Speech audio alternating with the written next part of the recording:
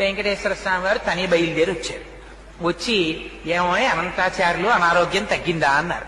ఇటువైపు నుంచి అటువైపు తిరిగి పడుకున్నారు. ఆయన మాట్లాడలేదు. మాట్లాడకపోతే ఆయనే పాపం బల్ల లాక్కుని వెంకటేశ్వర స్వామి వారు కూర్చున్నారు. ఇవన్నీ యథార్థంగా జరిగిన సంఘటనలండి.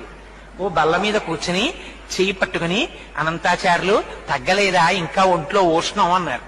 అంటే పాపం మీకు ఇప్పటికి తీరుబడి దొరికింది, మిమ్మల్ని నమ్ముకుని కొండ మీదకి వచ్చి ఈ నేల నుంచి పుష్పకైంకర్యం చేస్తున్నాను, 3 రోజులు అయింది జ్వరం వచ్చి పడి మంచాన వచ్చి నన్ను పలకరించడానికి తీరుబడి కుదరలేదు, వైద్యుల్ని పంపిస్తానన్నావుట, ఏం పాపం నువ్వు వచ్చావేం ఖాళీ దొరికిందా అన్నారు.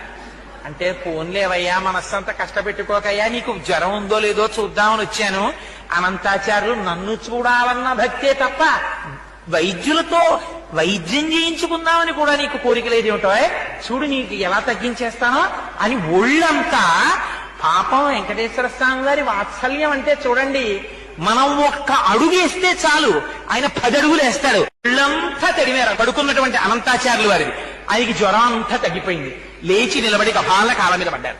పడి స్వామి అలకొచ్చేసింది, ఏం చెయ్యమంటారు, ఎప్పటి నుంచో ఈ శరీరానికి ఉండిపోయిన ఉద్రేకం, అహంకారం, మీరొచ్చినా కూడా అంత కోపంగా మాట్లాడాను, మీరు రాలేదని మనస్సులో ఉన్నటువంటి వ్యగ్రత చేత అలా మాట్లాడాను, మరోలా అనుకోకండి స్వామి, నన్ను క్షమించండి అని ఆయన కాళ్ళ మీద పడ్డారు.